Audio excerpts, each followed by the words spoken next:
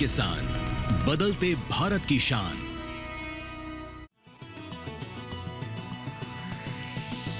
DD किसान, बदलते भारत की शान।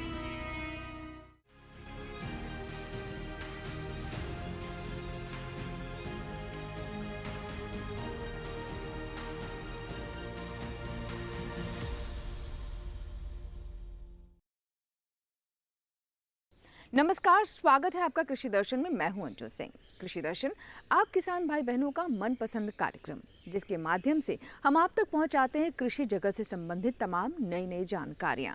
चाहे सरकार की योजनाओं की बात हो या फिर कृषि में कैसे नई तकनीक का समावेश किया जा सकता है, इससे जुड़े हुए तमाम बिंदुओं के बारे में इस कार्यक्रम के माध्यम से आप तक जानकारियां पहुंचती हैं। और इसीलिए हमने इस कार्यक्रम को 3 सेगमेंट्स में बांटा हुआ है। सबसे पहले हम बात करते हैं विज्ञान और किसान की, उसके बाद नजर डालते हैं कृषि स्टार्टअप पर और अंत में देखते हैं फार्मिंग इंडिया। तो चलिए शुरुआत करते हैं आज के कृषि दर्शन की। कृषि दर्शन में आइए अब नजर डालते हैं क्या है विशेष मंत्रालय से। एनपीएसएस ऐप और गेहूं में पीला रतुआ रोग के बारे में कृषि मंत्रालय में स्थित डीडी किसान के स्टूडियो से हमें जानकारी दे रही हैं डीपीपीक्यूएस फरीदाबाद की संयुक्त निदेशक सुनीता पांडे। आइए जानते हैं क्या कहना है उनका।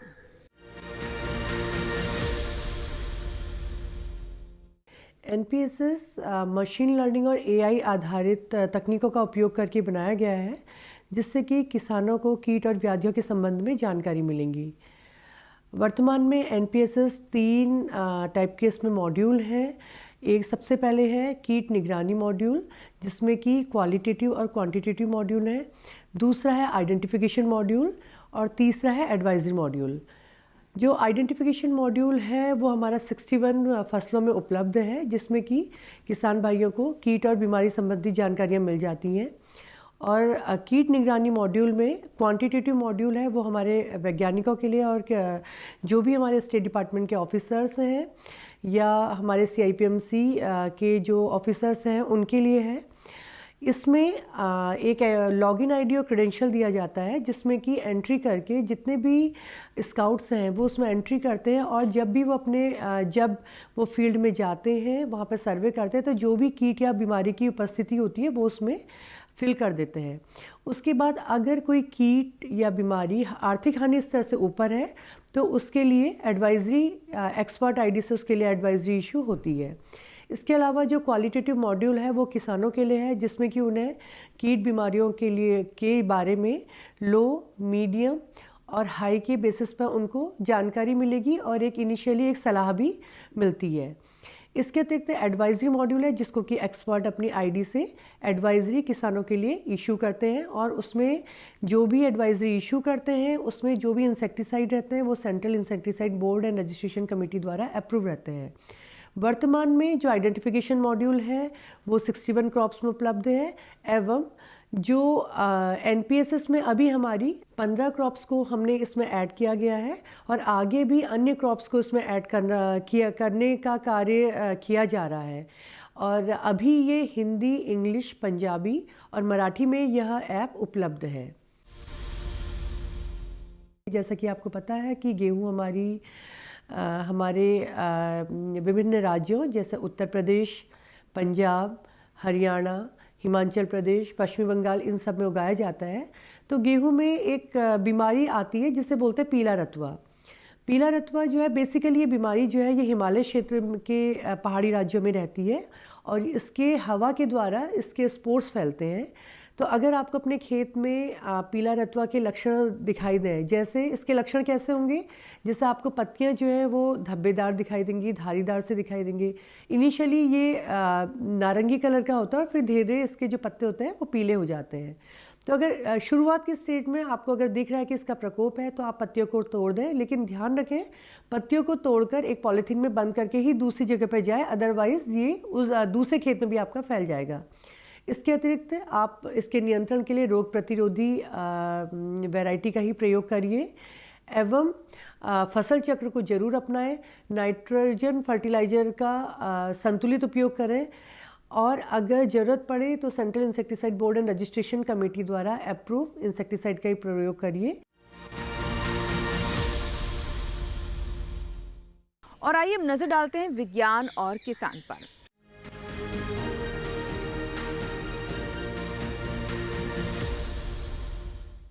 लेह लद्दाख जो कि अपनी स्वर्गीय खूबसूरती के लिए जाना जाता है, लेकिन एक पक्ष ये भी है कि यहाँ पर कृषि संबंधी कई तरह की चुनौतियाँ भी हमारे किसानों के सामने आती हैं।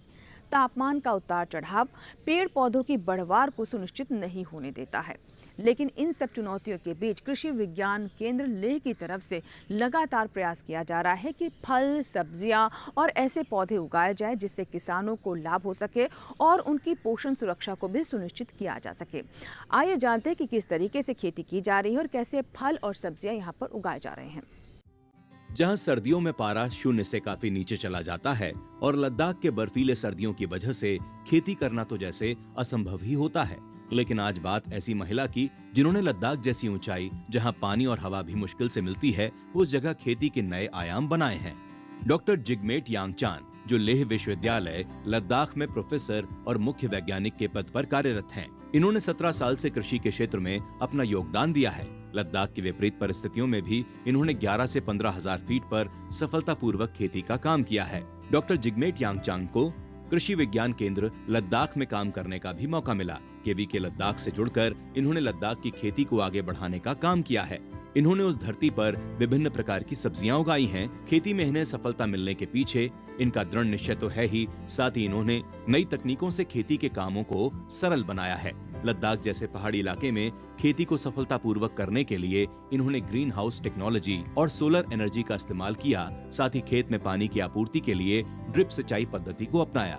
यही नहीं, 16,007 फीट की ऊंचाई, जहां -17 डिग्री तापमान होता है, उस जगह मशरूम उगाकर इन्होंने अपना सपना पूरा किया और लद्दाख में खेती को एक नई ऊंचाई दी है, जिससे प्रेरित होकर लद्दाख के अन्य किसान खेती को अपनाने लगे हैं और अपना जीवन यापन कर रहे हैं। इनके अनुसार इनकी सफलता में सरकार की योजनाओं और प्रोत्साहन की भी अहम भूमिका रही है। हिंदुस्तान के कृषि के क्षेत्र में जितने भी काम कर रहे हैं, खासकर मेरे फार्मर्स जो है, मैं उनका अभिनंदन करती हूँ और नमस्ते जूले। जैसे कि हम जानते हैं, आप सब लोग ज़्यादातर जानते हो या ना हो, मैं 11,000 से 14-15,000 फीट के ऊंचाई पे मैं काम करती हूँ, जो कि लद्दाख एक देखा जाए जिसे हम कह सकते हैं हिंदुस्तान के ताज के नाम से जाना जाता है। और मुझे ये सौभाग्य मिला कि मुझे कृषि विज्ञान केंद्र जो 14,000 फीट पे है, यहाँ पे, वहाँ पे मुझे इस जगह पे जहाँ पे हवा भी ना हो अच्छे से, पानी भी ना हो और वहाँ कुछ भी सब्जियाँ उगाने के लिए बहुत संघर्ष करना पड़े, उस जगह को मुझे काम करने का सौभाग्य मिला। वैसे तो ले जब सब लोग आते हैं लद्दाख घूमने के लिए आते हैं, सब टूरिस्ट बोलते हैं बहुत अच्छा है, मगर मेरा जो विषय है, जो वहाँ के जितने भी ज़मींदारों को, एग्रीकल्चर को किस तरह से आगे लाया जाए, इतना इस पे मेरा ज़ोर था। आज के दौर पे जहाँ मुझे 4 साल में मुझे ये चीज़ कहा गया, वहाँ पे घास भी नहीं उगता है, सब्ज़ी भी नहीं उगता, हवा भी अच्छे से हम सांस लेना भी 14,000 फीट पे बहुत मुश्किल था। आज के दौर पे मैं बहुत खुशकिस्मत समझती हूँ, जो मेरे खासकर मेरे फार्मर्स जो मेरे और मेरे पूरे टीम, जो मैं उन सबको मैं धन्यवाद देना चाहती हूँ कि उनके साथ हम मिल के आज जो डेजर्ट को, कोल्ड डेजर्ट को, जहाँ कुछ भी उगना मुश्किल था, आज के दौर पे भिंडी, कुकम्बर, वाटरमेलन, जो भी सब्जियां हम उगा पाए हैं थ्रू दिस टेक्नोलॉजी, वहाँ के क्षेत्र में हम green house low cost technology को डिसेमिनेट कर पाए। पानी की सबसे बड़ी वहाँ पे बहुत कमी थी, क्योंकि हमारा जो वहाँ के जो इन्वायरमेंट है, जो पर्यावरण है, जो यहाँ की तरह नहीं है। वहाँ पे जो पानी की बारिश जो होती है, हमारे माने एमएम में बात करते हैं तो 110 एमएम पूरे सालाना होते हैं। ड्रिप इरिगेशन जैसा, माइक्रो इरिगेशन जैसे टेक्नोलॉजी को डिसेमिनेट करने को मौका मिला। इन चीज़ों को खासकर एग्रीकल्चर को स्ट्रेंथन करने की सबसे ज़रूरत है, ताकि अगर पीसफुली एग्रीकल्चर को उस एरिया में हम चीज़ कर पाए, तो एक बहुत बड़ा हिंदुस्तान के लिए एक मिसाल कायम कर सकते हैं। इसी के साथ ही कृषि दर्शन में यहाँ वक्त है छोटे से ब्रेक का। कहीं मत जाइएगा, ब्रेक के बाद जब वापस आएंगे तो बात करेंगे कृषि स्टार्टअप की। देखते रहें कृषि दर्शन। नमस्कार किसान मित्रों, मैं हूं आपकी एआई एंकर भूमि। आज हम बात करेंगे माइकोराइजा के उपयोग और फायदों के बारे में। माइकोराइजा एक विशेष प्रकार का फफूंद है जो पौधों की जड़ों के साथ सहजीवी संबंध बनाता है। यह मिट्टी की गुणवत्ता सुधारने और फसलों की उत्पादकता बढ़ाने में मदद करता है। माइकोराइजा पौधों की जड़ों से जुड़कर पोषक तत्वों, खासकर फास्फोरस और पानी का बेहतर अवशोषण करता है। इससे पौधे अधिक हरे भरे और मजबूत बनते हैं। यह जैविक खेती में बेहद उपयोगी है क्योंकि यह मिट्टी में प्राकृतिक संतुलन बनाए रखता है और रासायनिक उर्वरकों की आवश्यकता को कम करता है। माइकोराइजा के उपयोग से पौधों की प्रतिरोधक क्षमता बढ़ती है, जिससे वे सूखे और बीमारियों का सामना बेहतर तरीके से कर पाते हैं। यह मिट्टी में कार्बनिक पदार्थों की मात्रा बढ़ाता है और उसकी संरचना को भी सुधारता है। किसान मित्रों, आप इसे किसी भी फसल जैसे गेहूं, धान, सब्जियां और बागवानी फसलों में उपयोग कर सकते हैं। इसका उपयोग करते समय यह सुनिश्चित करें कि इसे सीधे जड़ों के संपर्क में लाया जाए। बाजार में यह विभिन्न रूपों में उपलब्ध है, जैसे पाउडर, ग्रेन्युअल या तरल। अगर आप अपनी फसलों की उपज और गुणवत्ता दोनों बढ़ाना चाहते हैं तो माइकोराइजा एक बेहतरीन उपाय है। आज के लिए बस इतना ही। मैं भूमि आपसे विदा लेती हूँ। देखते रहिए डीडी किसान। धन्यवाद।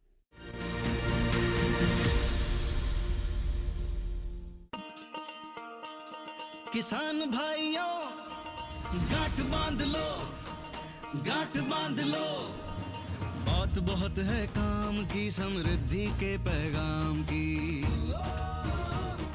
मिट्टी के मिजाज को समझो, मिट्टी के हर राज को समझो। मिट्टी की तुम जांच कराओ, मुफ्त सॉइल हेल्थ कार्ड ले जाओ। कभी मुनासिब बीज लगाओ, सही किस्म की खाद ले आओ। जितनी जरूरी उतनी डालो, सही मात्रा खुद पहचानो। इसको अपना मंत्र बना लो, मिट्टी की सेहत तो जानो। बात बहुत है काम की, कम लागत अधिक वरदान की। किसान भाइयों, गांठ बांध लो। आज ही मिट्टी की जांच कराएं। राज्य सरकार के कृषि अधिकारी से संपर्क करें और मुफ्त में सॉइल हेल्थ कार्ड पाएं। कृषि और किसान कल्याण मंत्रालय द्वारा किसान हित में जारी। ब्रेक के बाद आपका स्वागत है। आप देख रहे हैं कृषि दर्शन। आइए हम नजर डालते हैं कृषि स्टार्टअप पर।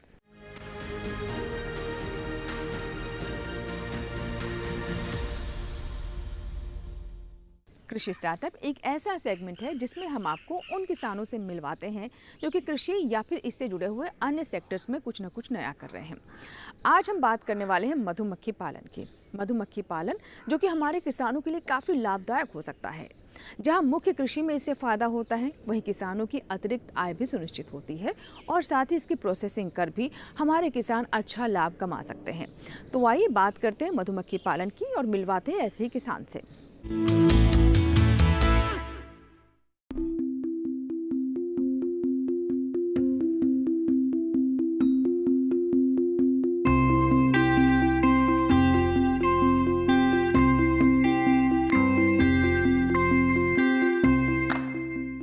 मधुमक्खी पालन करने से किसानों के लाभ का दायरा बढ़ रहा है।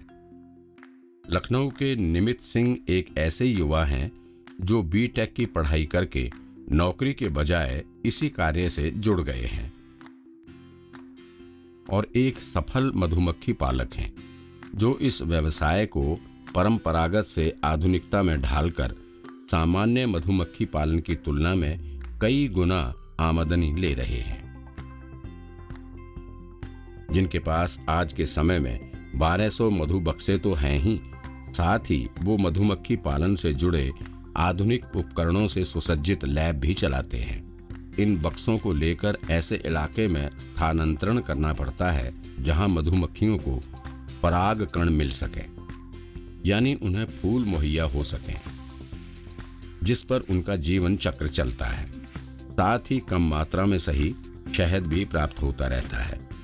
खुद से जुड़े मधुमक्खी पालकों के लिए और खुद अपने शहद की अच्छी रिटेल मार्केटिंग के लिए निमित ने खुद शहद पैकिंग की आधुनिक यूनिट लगा रखी है और इस आधुनिक यूनिट में तैयार होते हैं शहद से जुड़े कई तरह के उत्पाद, जिसके लिए कई आधुनिक मशीनें लगा रखी हैं, जिसके शहद के बारे में एवं इन मशीनों और उनके काम के बारे में निमित सिंह एक एक करके बताएंगे।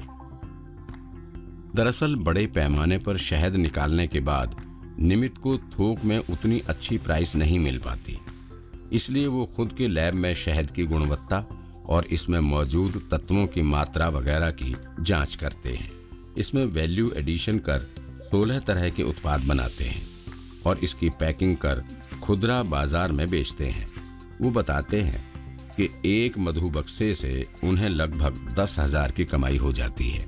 मैं जो मोम निकलता है उसका उत्पाद बनाता हूँ, जो पराग निकलता है उसको बेचता हूँ, परपुलिस निकलता है उसको बेचता हूँ, शहद को खुद में बाजार में बेचता हूँ। तो जो मेरी मार्जिन है, प्रॉफिट मार्जिन एक तरह से कह लीजिए 4 टाइम बढ़ जाती है। निमित अपने 1200 बक्सों से साल भर में लगभग 12 लाख की कमाई करते हैं। इसमें शहद के अलावा मोम और रॉयल जेली जैसे बाय प्रोडक्ट भी शामिल हैं। मोम जो हमारा निकलता है उससे बनाते हैं हम मोमबत्ती। मोमबत्ती से हम के बाद जो मोम बचता है उससे हम साबुन बना लेते हैं। फिर मोम से हम क्रीम बनाते हैं। तो ये 3 उत्पाद हमारे केवल मोम के हो गए। उसके बाद हमारा दूसरा बाय प्रोडक्ट निकलता है पोलन। पोलन को हमारे पास ड्रायर है हमारे लेबोरेटरी में, तो ड्रायर में हम पोलन को सुखा के उसका मॉइस्चर कंटेंट कम करके उसको बाज़ार में हाईली रिच प्रोटीन डाइट की तरह हम उसको बेच सकते हैं। इस आधुनिक लैब में पहले ड्रम में शहद को स्टोर किया जाता है, फिर सीमित मात्रा की पैकिंग के लिए मशीन है। वैसे ड्रम से सीधे भी बोतल भरी जा सकती है। फिर डब्बों की कैंपिंग के लिए स्क्रू पंच मशीन की मदद लेते हैं। इससे पहले फील्ड से आए शहद में मौजूद तत्वों की मात्रा स्पेक्ट्रोफोटोमीटर से पता कर सैंपलिंग करते हैं। साथ ही पीएच मीटर से ये भी तय किया जाता है कि शहद किस फसल या फूल का है। छोटी छोटी मशीनें लाइक स्पेक्ट्रोफोटोमीटर, रेफ्रेक्टोमीटर मैं खुद अपने रख लिया और मैं उस पर खुद ही टेस्टिंग करने लगा। निमित सिंह मधुमक्खी पालन से कैसे अधिक से अधिक आमदनी ली जाए, इसके लिए वो इसके नए नए उत्पाद बनाने पर जोर देते हैं। आजकल बड़े बड़े होटलों में कॉम्ब हनी का प्रचलन बढ़ा है। कॉम्ब हनी को खाते समय ऐसा फील होता है जैसे च्युइंगम खा रहे हैं, जो हमारे दांतों का भी ख्याल रखता है। कॉम्ब हनी एक तरह से देखा जाए तो जो हमारा छत्ता होता है मधुमक्खी द्वारा बनाया हुआ, उसमें पूर्णतः मधुमक्खी पूरा शहद भरती है और भरने के बाद जब उस पर पूर्णतः एक मोम की परत जम जाती है तो उससे हम कॉम्ब हनी बोलते हैं। अब उसको हमें एक शेप देना होता है, या तो पूरा फ्रेम दें, फुल फ्रेम बोलें, या हाफ फ्रेम बोलें, या तो हम एक छोटा सा बॉक्स आता है उसको भी लगा सकते हैं। ये निकलने के बाद जब हम बक्से में शहद तैयार हो जाता है, इसको हम मशीन द्वारा शहद निकालते नहीं हैं। हम क्या करते हैं, इसको एज इट इज़ बाहर निकाल लेते हैं और इसको फ्रिज में लगा देते हैं। फ्रिज में लगाने के बाद इसका डिमांड ज़्यादातर होटल से होते हैं, होटल्स में डिमांड होते हैं, ज़्यादातर इसके पार्टीज में डिमांड होती है इसकी। इसे लाइक च्युइंगम हम खा सकते हैं इसमें, क्योंकि पूरा शहद जमा होता है और हमें इसे कट करना है और सीधे हमें इसे च्युइंग करके, दांतों से च्युइंग करके हमें इसे खाना है। निमित सिंह जैसे प्रगतिशील मधुमक्खी पालक जो वक्त के साथ अपने व्यवसाय को ढालने में माहिर हैं, जो जानते हैं कि व्यवसाय में मुनाफा बढ़ाने के लिए कैसे आधुनिक तकनीक का इस्तेमाल करना चाहिए, वो एक मिसाल हैं वैसे युवाओं के लिए जो किसी व्यवसाय में हाथ लगाने से पहले उसके लाभ के दायरे को सीमित समझने लगते हैं।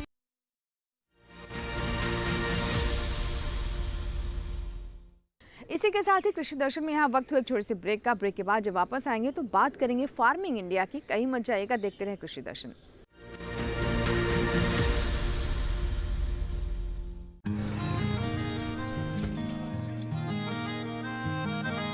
क्या बात है भाई, आजकल तो काफी खुश नजर आ रहे हो।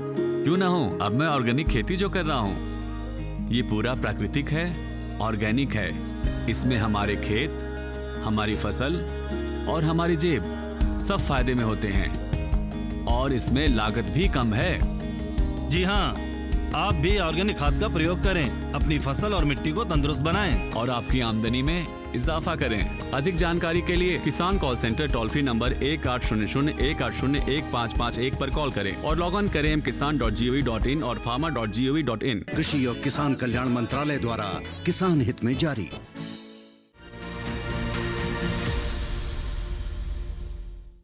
ब्रेक के बाद आपका स्वागत है। आप देख रहे हैं कृषि दर्शन। आइए अब नजर डालते हैं फार्मिंग इंडिया पर।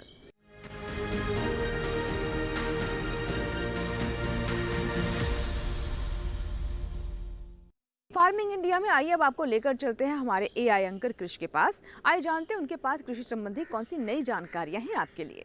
नमस्कार, आप देख रहे हैं डीडी किसान। मैं हूं एआई कृषि और आज हम गुजरात, राजस्थान, महाराष्ट्र, तेलंगाना और आंध्र प्रदेश में होने वाली खेती किसानी से संबंधित सलाहों के बारे में पूरी जानकारी देंगे। गुजरात के किसान भिंडी की पकी पौध की तुड़ाई कर लें। गुजरात में इस समय ज्वार, लहसुन, गेहूं, धनिया, जीरा, टमाटर और बैंगन की बुवाई की जा सकती है। यहाँ के कपास किसान इनकी फसलों की आवश्यकता अनुसार हल्की सिंचाई करें। राजस्थान में इस समय गेहूं और जौ की बुवाई की जा सकती है। साथ ही यहाँ के किसान टमाटर, फूल गोभी, पत्ता गोभी और ब्रोकली के पौधों का रोपण कर लें। महाराष्ट्र के कोंकण के किसान सुपारी की पकी पौध की कटाई जारी रखें। कोंकण में इस समय धान की नर्सरी लगाई जा सकती है। साथ ही यहाँ के किसान इस मौसम में सरसों, मूंगफली और तरबूज की बुवाई कर सकते हैं। महाराष्ट्र के मराठवाड़ा में किसान गेहूं और ज्वार की बुवाई कर लें। महाराष्ट्र के विदर्भ में किसान कपास की पकी फसलों की कटाई जारी रखें। तेलंगाना के उत्तरी तेलंगाना के किसान धान की नर्सरी लगा लें। वहीं दक्षिणी तेलंगाना में उड़द और मूंग की बुवाई की जा सकती है। तेलंगाना के किसान मिर्च को थ्रिप्स से बचाने के लिए जरूरी दवाएं छिड़क लें। यहाँ हल्दी को राइजोम रोट रोग से बचाने के लिए नीम के केक का पाउडर डालें। आंध्र प्रदेश में किसान मूंगफली की बुवाई जारी रखें। आंध्र प्रदेश के उत्तरी तटीय इलाकों के किसान धान और रागी की नर्सरी लगा लें। साथ ही यहाँ के कृष्णा गोदावरी इलाकों के किसान धान की पकी फसलों की कटाई कर लें। इसी तरह कृषि और किसानों से जुड़ी हर महत्वपूर्ण जानकारी के लिए हमारे साथ जुड़े रहिए और देखते रहिए डीडी किसान। धन्यवाद। फार्मिंग इंडिया में आज हम आपको जानकारी देंगे प्रधानमंत्री कुसुम योजना के बारे में। जी हाँ, इससे हमारे किसानों को सोलर पंप उपलब्ध होता है। जहां इलेक्ट्रिसिटी की मांग भी कम होती है, वहीं दूसरी तरफ वो पर्यावरण के प्रति भी अपनी जिम्मेदारी निभा पाते हैं। आइए जानते हैं कि कैसे ये ना सिर्फ पर्यावरण के अनुकूल है बल्कि खेती की लागत भी इससे घटती है। देखते हैं कि कैसे हमारे किसान इस योजना से जुड़कर लाभ उठा सकते हैं।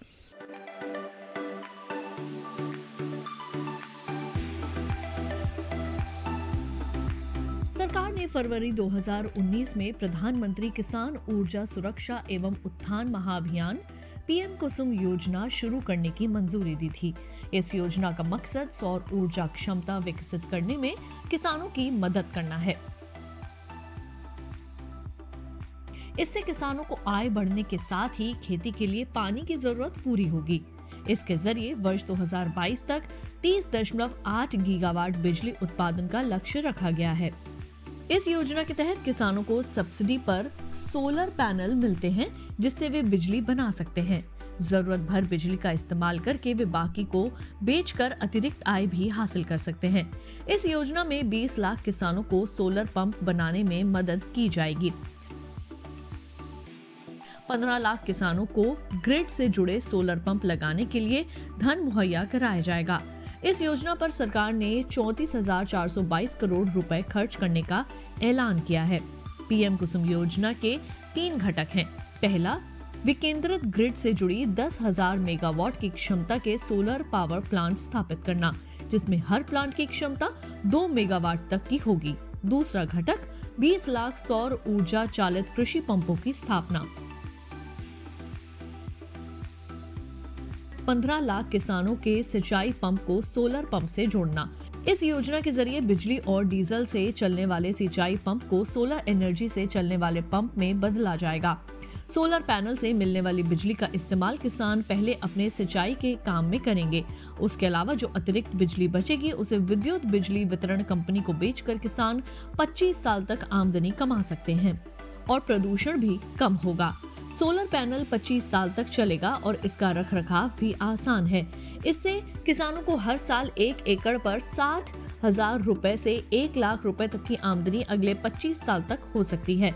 किसानों को अपने में सोलर पैनल स्थापित करने के लिए केवल 10% रकम का भुगतान करना होता है। केंद्र और राज्य सरकार किसानों को बैंक खाते में 60% की सब्सिडी देती है। केंद्र और राज्य की ओर से बराबर का योगदान देने का प्रावधान है और बैंक की ओर से 30% लोन का भी प्रावधान है। इस लोन को किसान अपने होने वाली आमदनी से भी आसानी से भर सकते हैं। किसानों को इस योजना का लाभ उठाने के लिए सरकारी वेबसाइट https://mnre.gov.in पर जाकर रजिस्ट्रेशन कराना होगा। इसके अलावा आधार कार्ड, प्रॉपर्टी के दस्तावेज और बैंक खाते की जानकारी भी देनी होगी।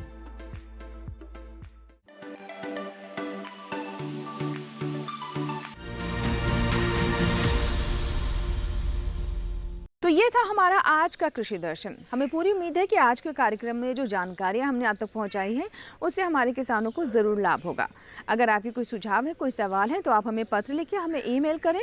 हमारा ईमेल आईडी है krishidarshan@gmail.com। पत्र लिखने के लिए हमारा पता नोट कर लें। हमारा पता है कृषि दर्शन, कमरा नंबर 58, CPC, दूरदर्शन, खेलगांव, नई दिल्ली 110049।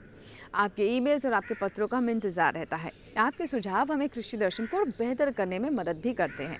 चलते चलते आपको ये भी बता दें कि आप हमारा ये कार्यक्रम हमारे YouTube चैनल पर भी देख सकते हैं। इसके लिए टेलीविज़न स्क्रीन पर दिखाए जा रहे हैं इस QR कोड को स्कैन करें और YouTube पर भी देखें कृषि दर्शन। कृषि दर्शन के नए अंक में कुछ और ऐसी ही जानकारियों के साथ फिर होगी आपसे मुलाकात। तब तक आप बने रहें दूरदर्शन किसान के साथ। नमस्कार।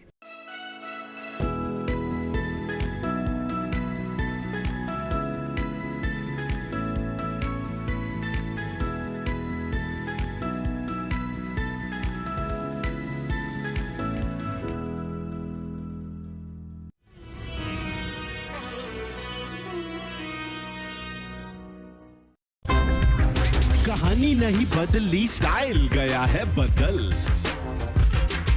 जो कहानियां हम सुनते आए, देखते आए, अब वही वैसी ही कहानी सुनाएगा digital. Download waves OTT app now and watch for free.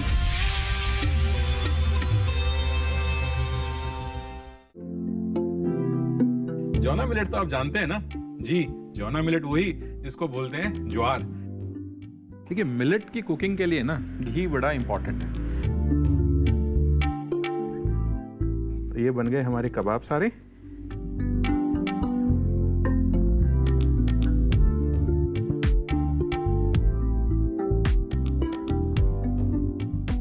ये कितना प्यारा कलर इसका आ रहा है। बिल्कुल amber colour, golden colour. Flavours एक दूसरे को बहुत अच्छे से कॉम्प्लीमेंट कर रहे हैं।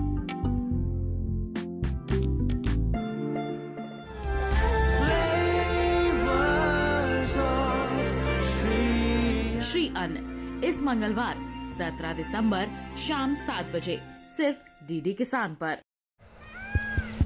सुनिए सुनिए सुनिए, आपके गांव में फिर सजेगा प्रश्न मंच। आपके गांव में फिर सजेगा प्रश्न मंच।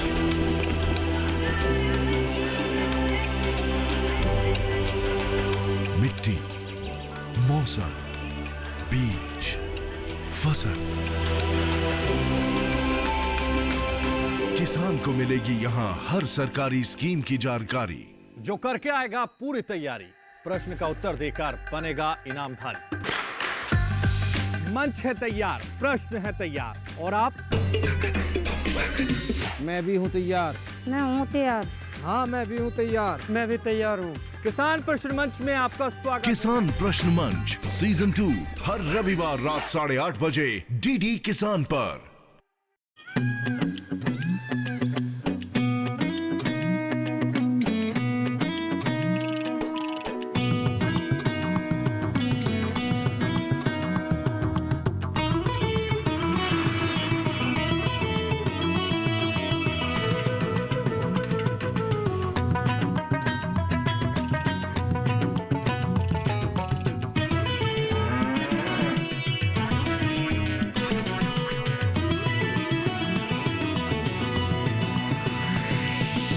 DD किसान बदलते भारत की शान।